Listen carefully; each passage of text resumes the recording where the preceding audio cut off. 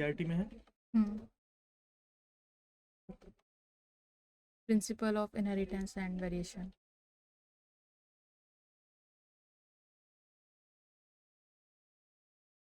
ये तो इंग्लिश वाली ओपन कर देता हूँ।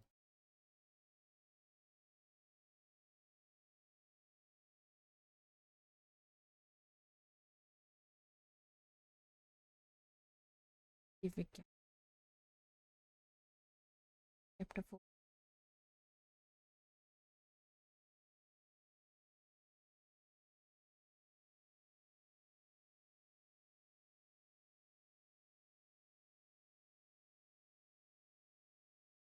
कहाँ से पढ़ा है?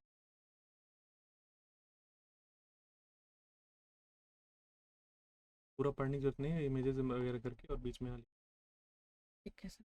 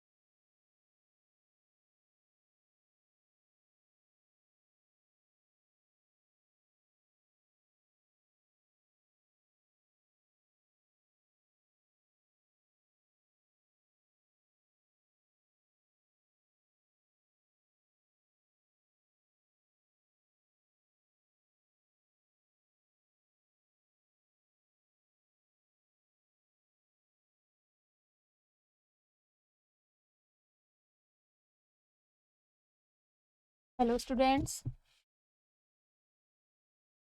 Good morning in biology class.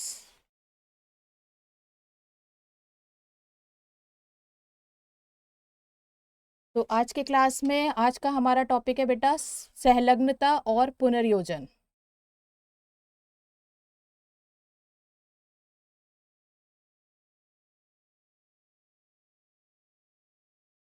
क्या हुआ बेटा? एक मिनट एक मिनट एक मिनट एक मिनट एक सेकेंड।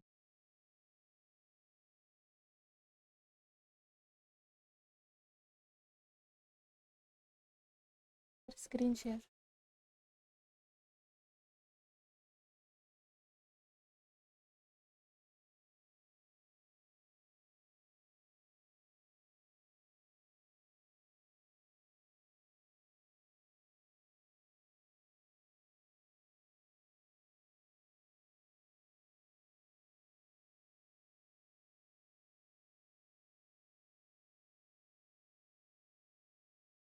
अब दिख रहा है बेटा?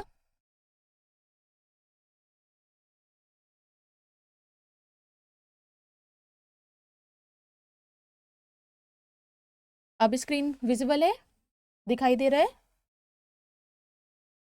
ओके ओके ठीक है। तो अभी अगर हम बात करते हैं, आपने लास्ट क्लास तक बेटा क्या पढ़ा है? कोई बच्चा रिस्पॉन्स करेगा?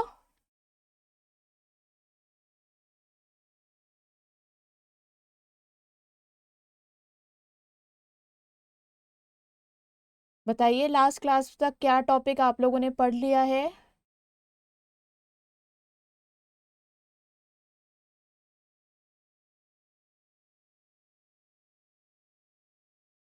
बताओ बेटा, कोई भी।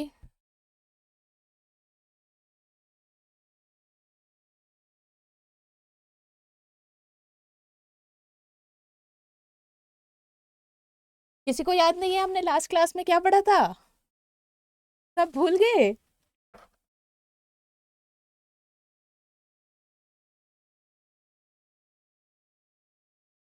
चलो कोई नहीं, फिर हम आगे चलते हैं। वैसे आज का टॉपिक है आपका बेटा सहलग्नता और पुनर्योजन, जिसे हम क्या बोलते हैं, अगर हम इंग्लिश में बताएं तो इसे क्या बोलते हैं? Linkage and recombination.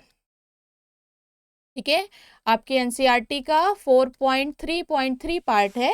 इससे पहले आपने पढ़ा होगा द्विसंकर क्रॉस यानी dihybrid cross dihybrid inheritance आपने पढ़ी होगी, जिसमें दो जीन की वंशागति की हम बात करते हैं कि दो जीन कैसे कैसे क्या अपने लक्षणों को आगे वंशागत करती हैं। ठीक है, तो यहाँ पर हमारा टॉपिक है लिंकेज और रिकॉम्बिनेशन यानी सहलग्नता और पुनर्योजन, जो 2 जीन के ऊपर ही आधारित है, यानी ये भी द्विसंकर क्रॉस के द्वारा ही समझाया जाता है। सबसे पहली चीज है कि जो लिग्न सहलग्न जीन की बात कर रहे हैं उसे किसने दिया था, तो ये मॉर्गन ने एक्सप्लेन किया था, मॉर्गन ने बताया था। और एक छोटी सी मक्खी होती है, फल मक्खी, जिसका नाम है ड्रोसोफिला, उस ड्रोसोफिला के अंदर मॉर्गन ने क्या करा, इस पुनर्योजन सहलग्नता इनको बताया था। अब क्या होता है लिंकेज की अगर हम बात करें, सपोज बेटा हमारे पास कोई क्रोमोसोम है, ये एक क्रोमोसोम है जिसमें जीन उपस्थित हैं, 2 कोई जीन लगी हैं, एक जीन का नाम है ए और एक का नाम है बी। इसी तरह इसका जो दूसरा होमोलोगस पेयर होगा, यानी कि जो इसका समयुग्मजी वाला दूसरा गुणसूत्र होगा, उसमें भी जीन क्या आ जाएंगे, माना हमने उसमें जीन प्रेजेंट है स्मॉल ए और स्मॉल बी। तो अगर किसी गुणसूत्र के ऊपर कोई 2 जीन या 2 से अधिक जीन बहुत पास पास उपस्थित होती हैं, तो ये क्या करती हैं, अगली पीढ़ी में, नेक्स्ट जनरेशन में इसी रूप में ट्रांसफर होंगी, यानी कि आगे भी ये कैसे जाएंगी, ये यही पेयर को बनाएंगी, ए बी और स्मॉल ए स्मॉल बी।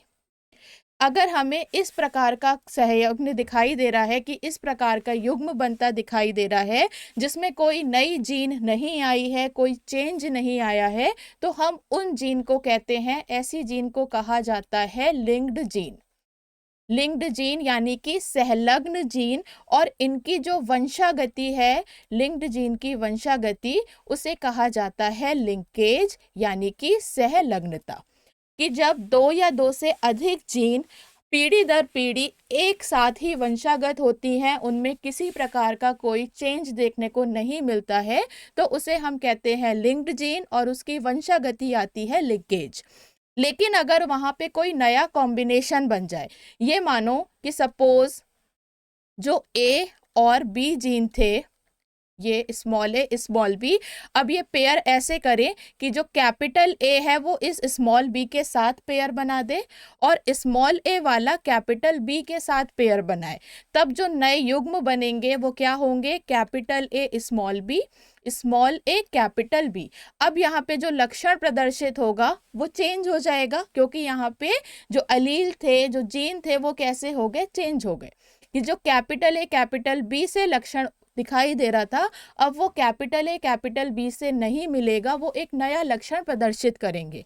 तो जब भी कहीं पर भी कोई नया लक्षण देखने को मिलता है, कोई नया युग्म देखने को मिलता है या नई जीन में क्रॉस देखने को मिल रहा है, तब हम उसे क्या बोलते हैं, उसे कहते हैं रिकॉम्बिनेशन या बोला जाता है पुनर्योजन। रिकॉम्बिनेशन मतलब बेटा कि दोबारा से नए कॉम्बिनेशन बनते हैं। तो यहाँ हम लिंकेज एंड रिकॉम्बिनेशन में यही देखते हैं कि जो जीन है वो कैसे जा रहे हैं, आगे जीन वंशागत हो रही हैं, तो क्या अपने ओरिजिनल फॉर्म में ही है या वो कुछ नए कॉम्बिनेशन भी बनाते हैं। फॉर एग्जाम्पल अगर हम देखें, देखो अभी मैं आपको बताती हूँ, अगर हम बात करते हैं, आप सबने पढ़ा होगा द्विसंकर क्रॉस, जिसमें मटर के अंदर पड़ा है येलो एंड राउंड सीड और ग्रीन और रिंकल्ड सीड, पढ़ा है सबने, यस और नो, पढ़ा है ये नहीं पढ़ा है, येलो राउंड ग्रीन रिंकल्ड वाला कॉन्सेप्ट। इसमें क्या देखते हो, येलो कलर के राउंड शेप के सीड होते हैं और दूसरे कैसे होते हैं, ग्रीन कलर के और रिंकल्ड शेप के होते हैं। ये पीले हरे हो जाएंगे, गोलकार और झुर्रीदार बीज होते हैं। जो F2 जनरेशन में कैसा पेयर देते हैं, 9:3:3:1, ये अनुपात मिलता था हमें, 9:3:3:1, जिसमें क्या था, जो 9 थे ये कैसे थे, ये येलो राउंड थे, पीले झुर्रीदार थे, है ना। 3 कैसे थे, सॉरी 3 हमारे 9 थे येलो और गोलाकार, येलो राउंड, 3 कैसे थे, पीले और साथ साथ झुर्रीदार यानी येलो रिंकल्ड। 3 दूसरे 3 कैसे थे, ये थे ग्रीन और राउंड यानी कि हरे और गोलाकार, और एक कैसा होता है, ये होता है ग्रीन और रिंकल्ड यानी कि हरा और झुर्रीदार। अब इसमें अगर हम देखें, पीले गोलाकार और हरा झुर्रीदार, ये जो हैं ये दोनों कैसे थे, ये अपने पैतृक जैसे थे, अपने माता पिता के जैसे थे। जैसा सेम पेरेंट के पास था कॉम्बिनेशन, ये वैसे ही देखने को मिले कि जो हमारे पैतृक थे वो भी येलो राउंड ग्रीन रिंकल्ड थे, और F2 जनरेशन में जो पौधे मिले उसमें भी कुछ येलो राउंड और कुछ ग्रीन रिंकल्ड सेम मिले। लेकिन ये बीच के जो दो थे 3:3 वाले, यहाँ पे हमें नया लक्षण देखने को मिला कि येलो के साथ झुर्रीदार मिक्स हो गया और हरे के साथ गोलाकार मिक्स हो गया। तब ये क्या हो गए, ये नए कॉम्बिनेशन बने, और इसी को आप क्या कहोगे बेटा, रिकॉम्बिनेशन कहते हैं। और जितने भी पैतृक वाली कंडीशन शो कर रहे हैं, माता पिता के समान लक्षण दिखा रहे हैं, वो क्या होंगे, वो लिंकेज को प्रदर्शित करते हैं। यहाँ पे समझ आया कि लिंकेज और रिकॉम्बिनेशन क्या है। लिंकेज में था कि सेम जीन पेयर सेम लक्षण ही आगे वंशागत होगा, जबकि नया अगर कोई लक्षण प्रदर्शित हो रहा है, नया कॉम्बिनेशन बन रहा है, तो उसे क्या बोलते हैं, पुनर्योजन या रिकॉम्बिनेशन। और इसको किसने एक्सप्लेन किया था, तो सबसे पहले आपको बताया, ये बताया मॉर्गन ने, किसके अंदर, फल मक्खी ड्रोसोफिला के अंदर बताया था। अब इन्होंने फल मक्खी में क्या करा, देखो फल मक्खी में इन्होंने लिंग सहलग्न जीनों को लिया। अगर बात करते हैं लिंग सहलग्न जीन क्या है, जो आपकी एनसीईआरटी की लाइन ही कह रही है कि लिंग सहलग्न जीन के अध्ययन से मॉर्गन ने ड्रोसोफिला में कई द्विसंकर क्रॉस किए थे। वो लिंग सहलग्न जीन क्या है, तो लिंग, आपने लिंग गुणसूत्र पढ़े हैं, है ना। लिंग गुणसूत्र में आपने क्या क्या पढ़ा होगा, लिंग गुणसूत्र में एक X होता है और एक Y होता है ना, जिसमें XX मादा में प्रेजेंट है और XY नर के अंदर है ना, कि फीमेल के पास XX है और मेल के पास क्या है, XY है।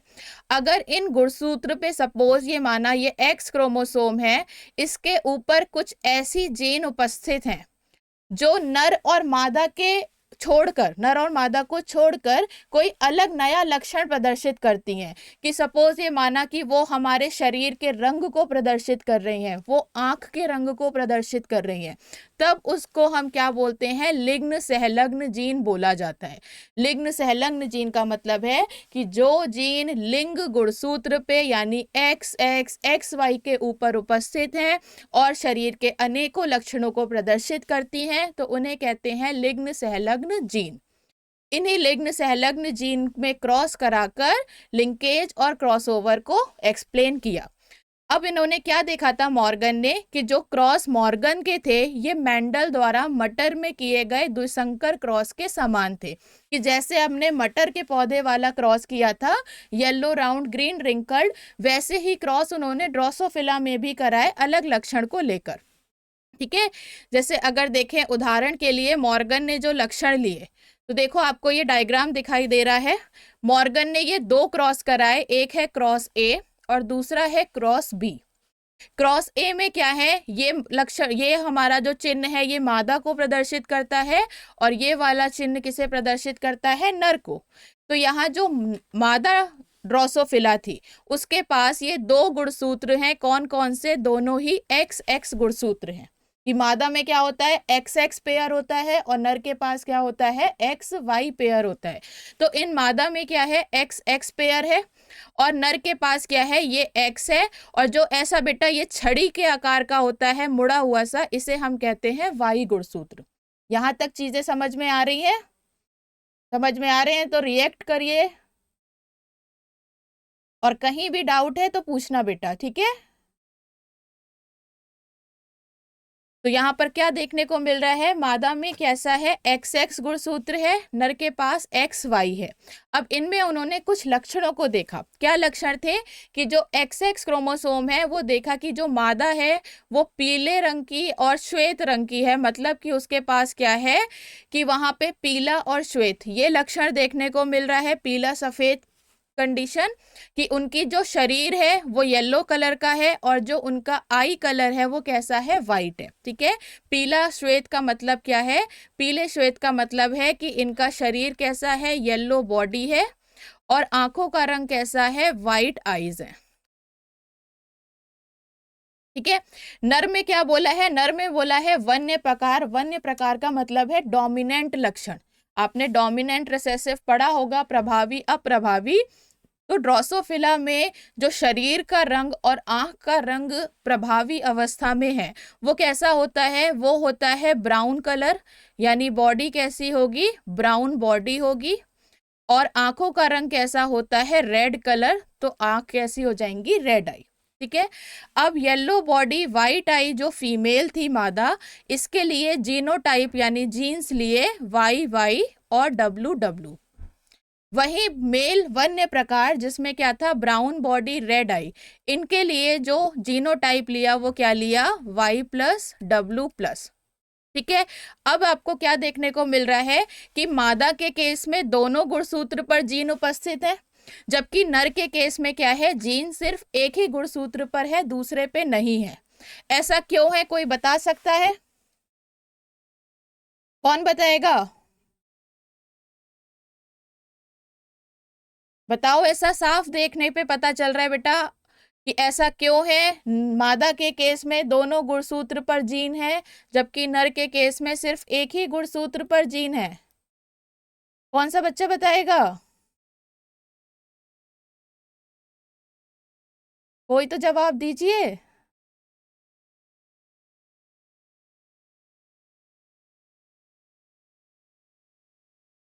बताइए। वैशाली विद्यालय दिख रहा है मेरे को, SS हाई स्कूल वाले हैं। बताओ कौन बताएगा?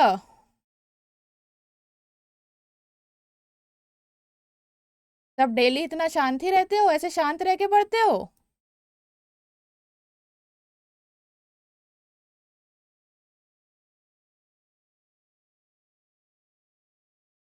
क्या हुआ? कोई नहीं बोलेगा?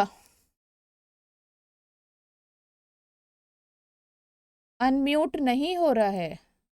ऐसा क्यों है बेटा अनम्यूट नहीं हो रहा? इंग्लिश में बोलना है? ठीक है, इंग्लिश में बोल देंगे, कोई दिक्कत नहीं है। अगर अनम्यूट नहीं हो रहा बेटा तो आप चैट में लिख के बता सकते हो आंसर।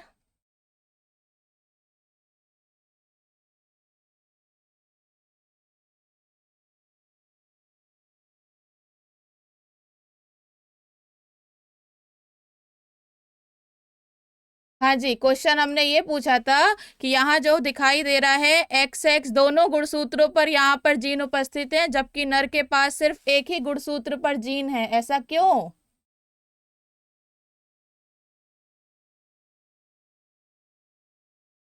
वो तो ठीक है, लेकिन नर के पास तो प्रभावी लक्षण है।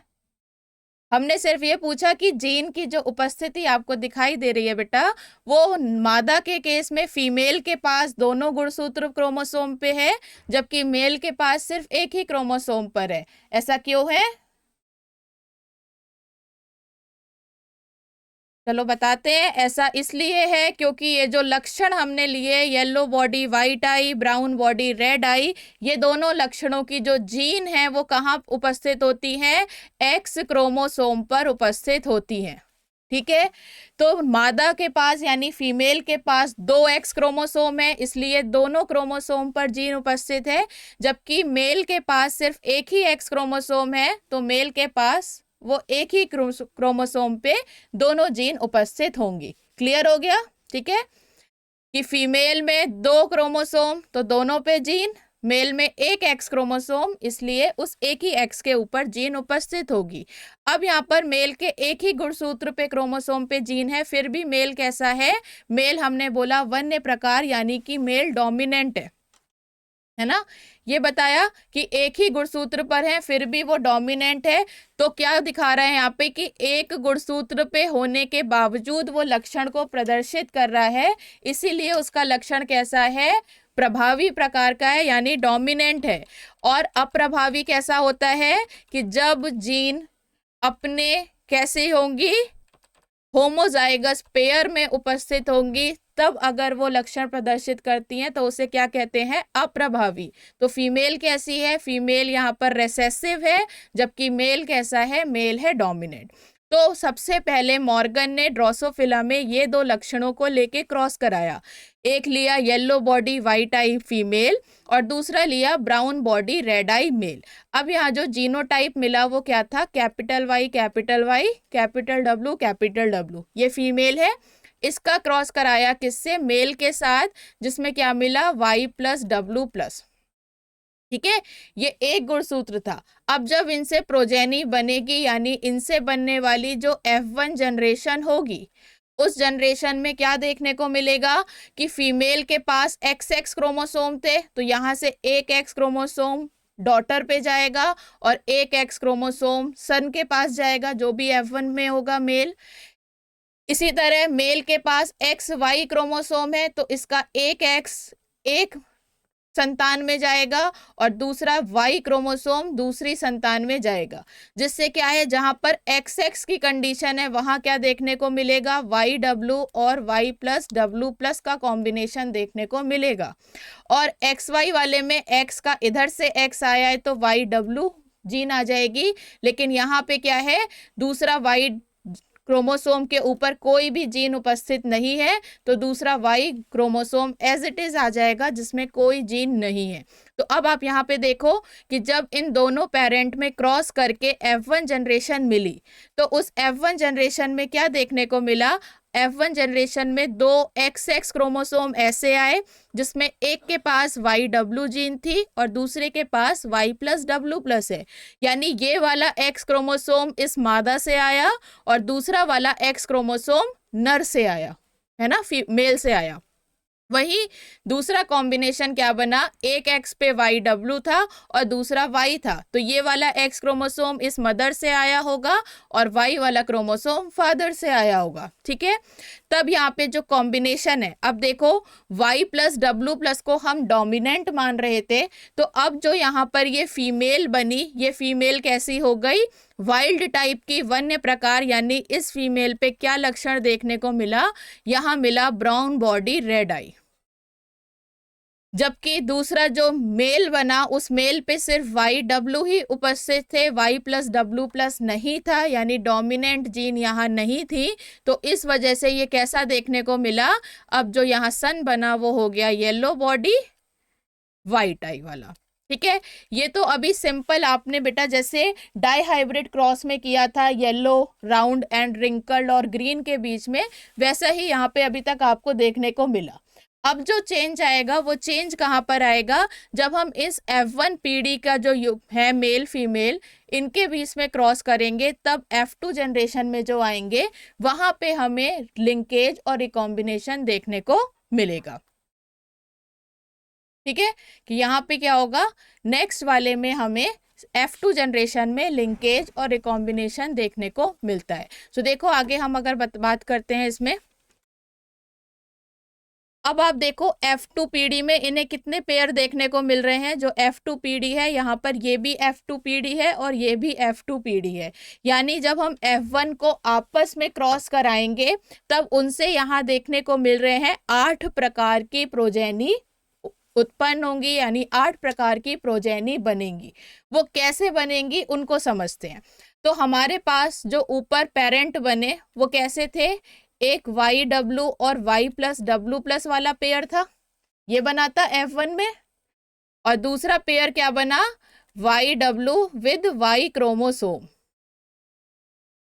ये बने थे। ठीक है, अब जब ये आपस में क्रॉस करेंगे तो क्रॉस करने पे क्या है, हर एक क्रोमोसोम एक अपना गैमीट बनाएगा, ये आपने पढ़ा होगा है ना, कि एक एक गुणसूत्र का एक एक गैमीट बन जाता है। अगर यहाँ पे ये गैमीट बनाएंगे तो 2 गैमीट बने, एक YW वाला और एक Y प्लस W प्लस वाला, ये बने फीमेल के 2 गैमीट। मेल के 2 गैमीट में क्या आएगा, एक YW कंडीशन आएगी और एक आएगा Y क्रोमोसोम, जिसपे कोई भी जीन उपस्थित नहीं है। अब जब ये आपस में क्रॉस करेंगे, ये पहला फीमेल का एग इस मेल के स्पर्म के साथ क्रॉस करेगा, तब हमारे पास कॉम्बिनेशन क्या आ जाएगा, YW वाला कॉम्बिनेशन आ गया, यानी ये पेरेंट जैसा हो गया, जो पहले ही हमारी फीमेल थी येलो बॉडी वाइट आई। फिर अगर इसी फीमेल के इस एग को हम मेल के दूसरे स्पर्म के साथ फर्टिलाइज कराएं, तब क्या कॉम्बिनेशन आएगा, YW, और ये बना Y क्रोमोसोम। ये कैसा बन गया, येलो बॉडी वाइट आई, लेकिन क्या है, मेल है। ठीक है, ये क्या बन रहा है, ये बना मेल और ये बनी फीमेल। फिर दूसरा वाला जो फीमेल का एग है, अगर ये मेल के पहले स्पर्म के साथ फर्टिलाइज होता है, तब यहाँ पे क्या कॉम्बिनेशन बनेगा, YW और Y+W+। ये कॉम्बिनेशन हमें F1 प्रोजेनी में देखने को मिला था। ये थे F1 जो F2 के पेरेंट माने जाएंगे। ठीक है, लेकिन 2 पेयर में जीन है तो ये क्या है, ये बनी फीमेल। एंड लास्ट वाला ये गैमीट इस गैमीट के साथ फ्यूज करेगा तो Y+W+ जब Y क्रोमोसोम के साथ फर्टिलाइज होगा तब क्या बनेगा, ये बनेगा मेल। तो अभी यहाँ पे हमने क्या चीज देखी कि सिंपल हमने हर एक गुणसूत्र का एक एक क्रोमोसोम को एक एक गैमीट के रूप में परिवर्तित किया कि हर क्रोमोसोम अपना एक गैमीट बना रहा है, और वो गैमीट जब मेल का गैमीट फीमेल के गैमीट के साथ फर्टिलाइज हो रहा है तो 4 प्रकार की संतानें उत्पन्न होंगी। लेकिन ये चारों प्रोजेनी, चारों संतानें कैसी हैं, ये पेरेंट के ही सिमिलर हैं, और जब बिल्कुल पेरेंट के सेम आती है तब हम इन्हें मानते हैं कि ये कैसे हैं, ये लिंकेज को प्रदर्शित करते हैं। ये तो एक चीज हो गई। अब अगर हम यहाँ पर देखें बेटा तो यहाँ आपको ये 4 कॉम्बिनेशन देखने को मिल रहे हैं, 1 2 3 और 4। ये चारों के चारों कॉम्बिनेशन जो है आप मैच करो, जो मैंने यहाँ पर लिखा है उन्हीं के जैसे हैं। पहले में Y+W+ और Y क्रोमोसोम, यानी कि ये क्या बना, मेल बना, वन्य प्रकार का मेल जो हमारे सबसे पुराने पेरेंट थे। दूसरा मेल जो बना YW और Y क्रोमोसोम यानी येलो बॉडी वाइट आई मेल बना, ये F1 वाला मेल था। तीसरा हमारे को क्या मिला, Y+W+, YW, ये वाइल्ड टाइप की फीमेल बनी है।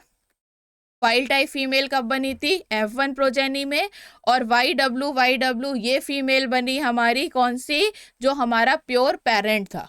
तो ये चारों के चारों कॉम्बिनेशन जो है किससे रिजेंबल कर रहे हैं, ये या तो F1 वाले पेरेंट से मिल रहे हैं या फिर प्योर पेरेंट से सेम देखने को मिलते हैं। ठीक है, और ये कब बने, जब पूरा का पूरा क्रोमोसोम जो है वो गैमीट्स बनाने में चला गया। ठीक है, दूसरी कंडीशन यहाँ पर दिखाई है, दूसरी तरफ यहाँ आप देखोगे नया कॉम्बिनेशन बन रहा है, यानी यहाँ क्या बना है, रिकॉम्बिनेशन होगा। अब रिकॉम्बिनेशन की अगर बात करें, कैसे रिकॉम्बिनेशन हो रहा है,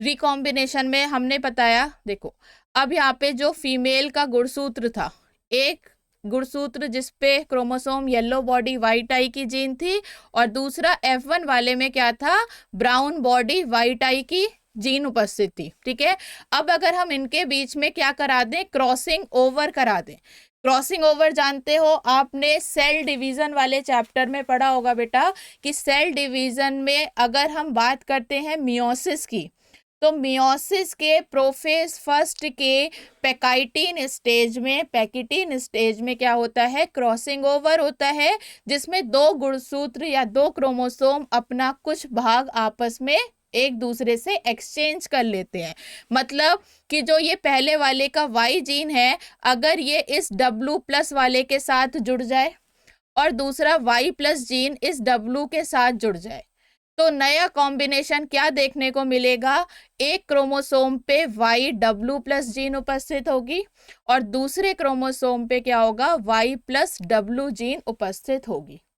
ये कहाँ होगा, ये होगा F1 प्रोजेनी में जो फीमेल बनी थी उसमें, कि जब F1 प्रोजेनी की फीमेल मेल के साथ क्रॉस कर रही है तो गैमीट बनाते टाइम पे उसमें क्रॉसिंग ओवर होगा, और उस क्रॉसिंग ओवर से यहाँ नए कॉम्बिनेशन बने। एक कॉम्बिनेशन बना येलो बॉडी के साथ ब्राउन आई, रेड आई, और दूसरा कॉम्बिनेशन बना ब्राउन बॉडी के साथ वाइट आई। ये नया कॉम्बिनेशन जब F2 जनरेशन के मेल के साथ क्रॉस करेगा तब वहां पे नए प्रकार के हमें कॉम्बिनेशन देखने को मिलेंगे कि जब YW प्लस इस YW के साथ पेयर बनाएगा तब ये कॉम्बिनेशन आया, जिसमें W प्लस होने की वजह से क्या है, Y से तो येलो बॉडी रहेगी, साथ साथ W प्लस से क्या आ जाएगा, रेड आई आएगी। दूसरे कॉम्बिनेशन में Y प्लस W और YW अगर है तब क्या है, Y प्लस होने की वजह से यहाँ ब्राउन बॉडी वाइट आई का कंडीशन आएगी। फिर अगर हम बात करते हैं कि YW प्लस मेल के Y गुणसूत्र के साथ पेयर कर रहा है तो जो नर बना, जो मेल बना, वो कैसा बनेगा, येलो बॉडी रेड आई वाला। और दूसरा Y प्लस W और मेल जो बनेगा, ये वाला मेल कैसा बनेगा, ब्राउन बॉडी वाइट आई वाला। तो पहले हमारे पास पेयर था येलो बॉडी वाइट आई, अब पेयर क्या बन रहा है, येलो बॉडी के साथ रेड आई और ब्राउन बॉडी के साथ वाइट आई। तो ये नए पेयर बन रहे हैं, इन्हीं नए पेयर को आप क्या बोलोगे, रिकॉम्बिनेशन बोलोगे। तो इधर के जो ये 4 प्रकार की संतानें उत्पन्न हुई हैं, ये 4 संतानें हैं, ये चारों कैसी हैं, रिकॉम्बिनेशन। कि Y प्लस के साथ W लगा तो ये जो मेल बना ये कैसा बनेगा, ये बना ब्राउन बॉडी वाला विद वाइट आई। ठीक है। दूसरा YW प्लस के साथ ये जो मेल बन रहा है ये कैसा होगा, येलो बॉडी होगी, साथ में कैसा हो जाएगा, red I, because W plus है, डोमिनेंट फीचर है। इधर Y प्लस W, YW के साथ जो फीमेल बन रही है उसमें क्या हो जाएगा, यहाँ पर ब्राउन बॉडी रहेगी लेकिन आई कलर कैसा होगा, वाइट आई। और इधर क्या बन जाएगा, येलो बॉडी के साथ रेड आई। तो यहाँ 4 नए कॉम्बिनेशन बन रहे हैं, इसी को क्या बोलते हैं, रिकॉम्बिनेशन कहते हैं। और ये रिकॉम्बिनेशन किस वजह से बने कि जब F1 जनरेशन की जो फीमेल थी उसने गैमीट्स बनाते टाइम पे क्या करा, क्रॉसिंग ओवर किया, तो उस क्रॉसिंग ओवर के वजह से ये नए पेयर देखने को मिले। ठीक है, यहाँ तक समझ में आ रहा है? अगर समझ में आए तो रिएक्ट कीजिए।